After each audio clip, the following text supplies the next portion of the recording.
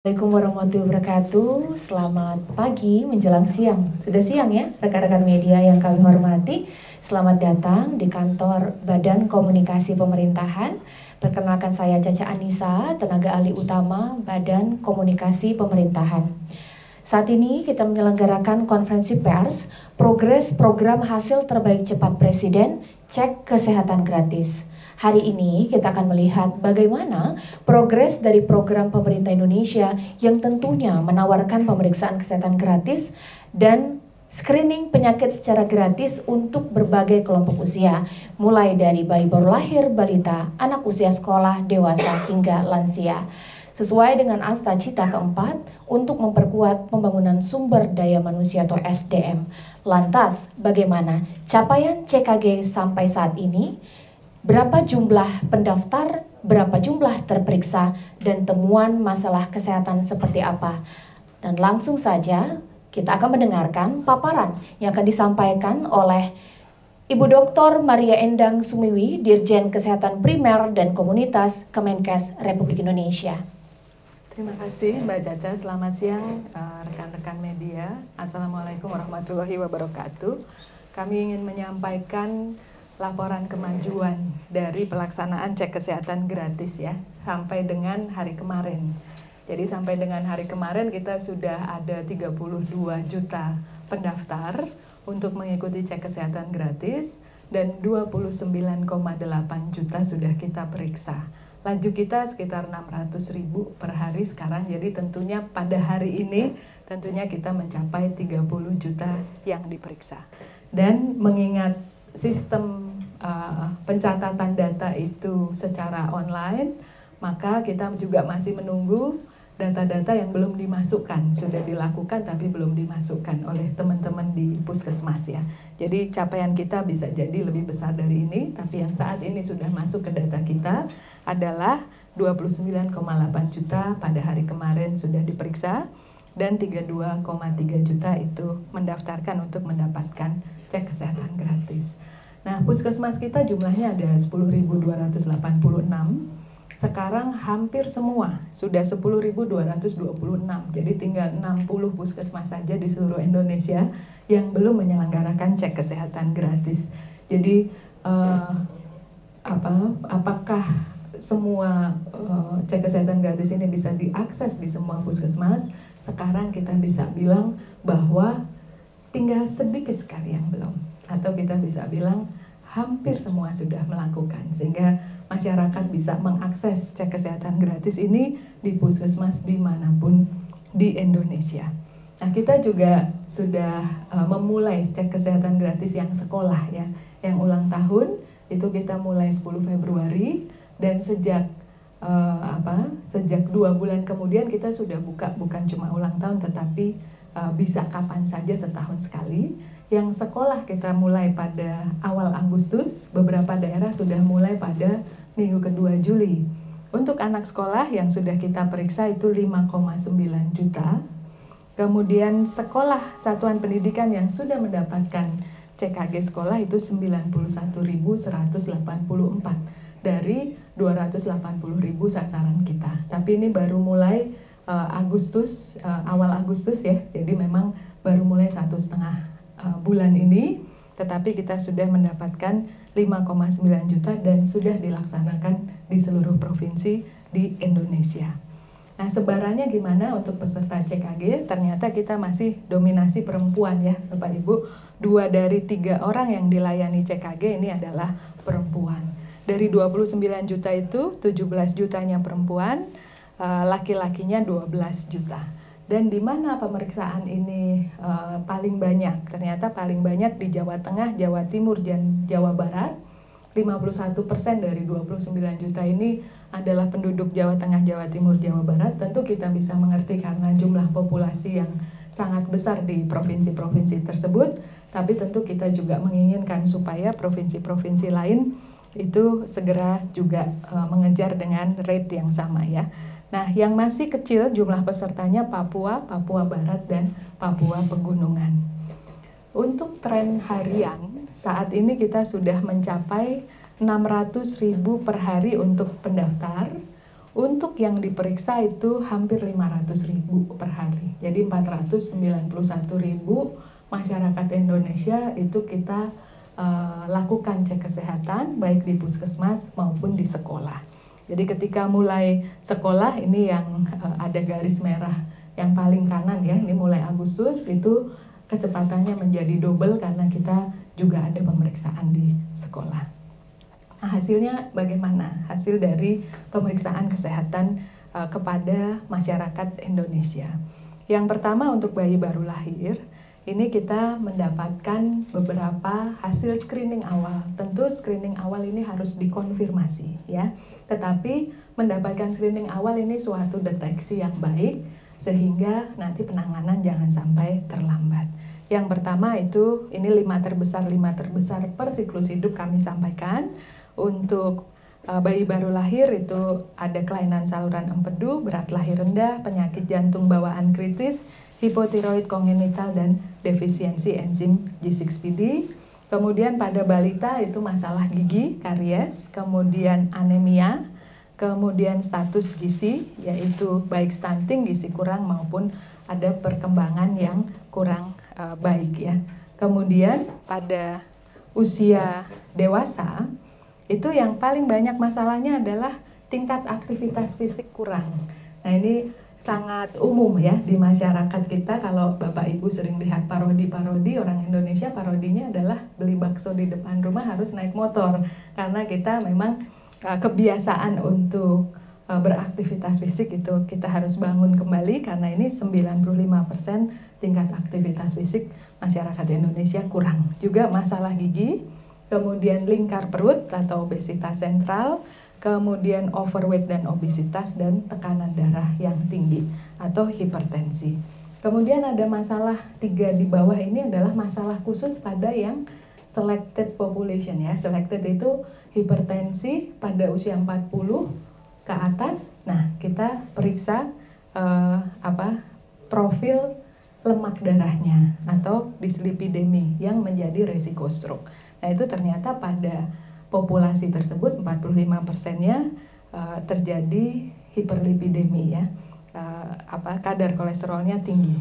Kemudian kanker usus resikonya cukup tinggi 24,2% pada populasi tertentu, yaitu di atas 45 tahun laki-laki ya yang kita periksa. Dan anemia pada calon pengantin perempuan ternyata cukup tinggi juga 22%.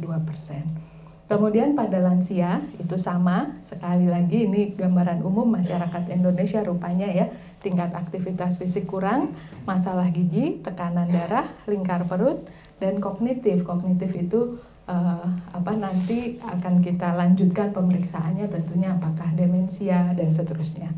Kemudian pada yang selected population tadi yang sudah ada hasil pemeriksaan awal kita lanjutkan dengan resiko stroke, kemudian juga fungsi ginjal, dan juga fibrosis sirosis itu keadaan dari hati.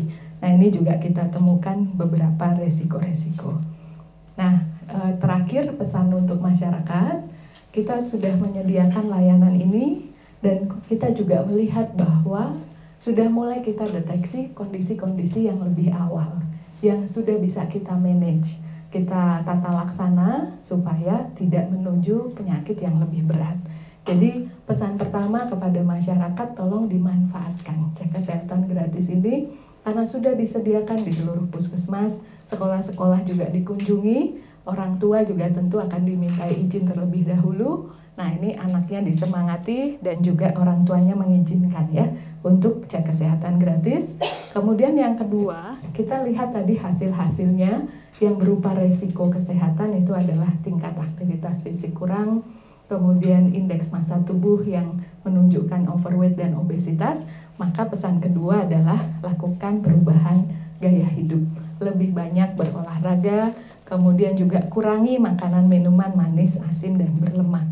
Dan kalau sudah terdeteksi, tadi kita lihat beberapa sudah terdeteksi termasuk hipertensi, pasti dikasih obat pada saat itu. Dikasih obat itu untuk mencegah supaya nanti nggak makin parah. Karena kita juga mungkin punya keluarga, punya sahabat Yang hipertensi rasanya baik-baik saja. Biasanya yang nggak mau minum obat teratur bilang, oh saya nggak apa-apa, meskipun tekanan darahnya 200/90 ya, padahal harusnya di bawah 140/90. Nah, masyarakat kita ini yang kami semangati terus supaya kalau ada yang sudah terdeteksi diberi obat, minum obat, supaya tidak terjadi penyakit katastrofik ya. Katastrofik itu maksudnya bisa menyebabkan kematian atau menyebabkan pembiayaan yang tinggi. Nah, itu yang mau kita cegah. Kemudian kita juga lihat tadi ada banyak masalah gigi. Jangan lupa gosok giginya 2 kali setelah makan pagi sebelum tidur malam. Ternyata masyarakat kita gosok gigi pas mandi. Mandinya kapan aja 2 kali sehari, pokoknya gosok gigi terus gitu pada saat mandi. Padahal gosok gigi yang baik itu setelah makan pagi dan sebelum tidur malam, dan juga pakai pasta gigi yang ada fluoride-nya. Itu yang bisa kami laporkan kembali tentang kemajuan cek kesehatan gratis yang sudah kita laksanakan di seluruh wilayah Indonesia. Terima kasih. Terima kasih Bu Dirjen. Sekarang kita akan membuka sesi tanya jawab. Baik rekan-rekan media, dipersilahkan. Jangan lupa nama dan dari media mana dan pertanyaannya. Silakan, satu. Baru satu boleh, silakan Mas.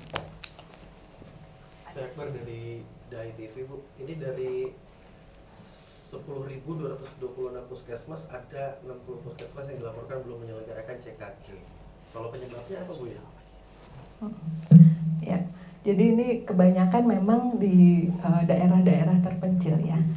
Kebanyakan memang masyarakatnya belum tahu untuk bisa mengakses CKG. Tapi kalau untuk sekolah itu semua sudah melaksanakan.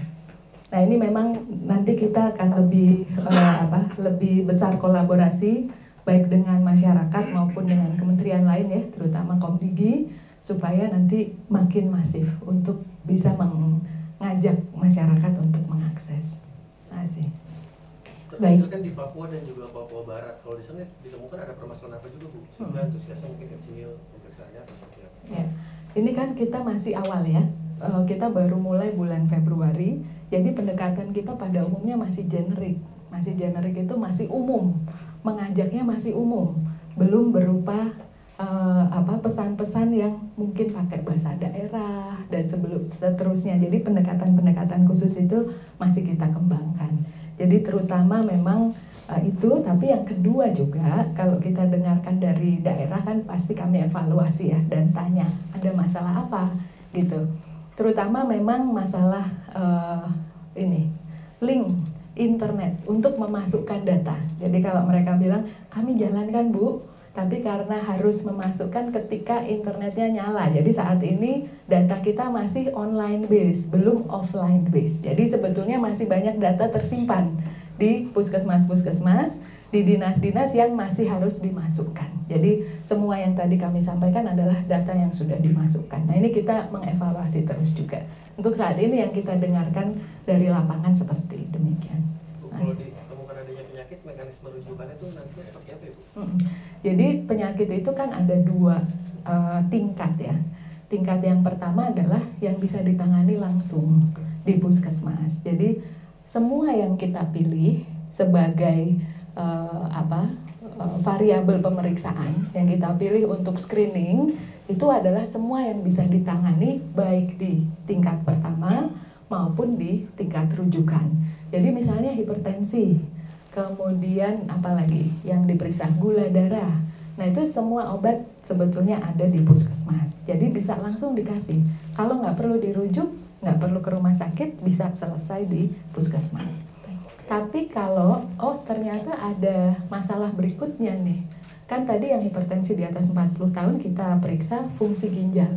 Nah, kalau ada masalah dengan fungsi ginjal itu mengikuti rujukan yang berlaku. Jadi rujukan yang berlaku saat ini adalah kalau mau bebas biaya ya, tidak berbiaya adalah rujukan yang ditanggung oleh BPJS. Sehingga kita pada saat mulai kita selalu mengatakan dicek waktu kita launching 10 Februari ya. Dicek dulu keanggotaan BPJS-nya udah aktif belum. Kalau belum aktif tolong diaktifkan supaya nanti begitu ternyata dideteksi perlu rujukan bisa dirujuk. Tentu saja tidak menghambat kalau harus dirujuk ya dirujuk, tetapi memang nanti yang berbeda mekanisme pembiayaan. Tapi semua yang kita taruh sebetulnya adalah yang ditanggung juga oleh BPJS. Jadi sebetulnya sampai dengan end to end itu akan bisa tertangani. Baik, beralih ke sebelah kiri, silakan Mas. Saya Iqbal dari Kompas. Aku izin mau bertanya, kira-kira ada target berapa banyak masyarakat yang memeriksakan di program CKG ini, mungkin sampai akhir tahun atau 1 tahun pertama ini akan targetnya berapa, dan pendekatan yang dilakukan oleh Kemenkes terutama untuk mengakselerasi masyarakat yang ingin berpartisipasi di program CKG ini. Ya, jadi kita memang pengennya kalau bisa tahun ini sampai 100 juta ya.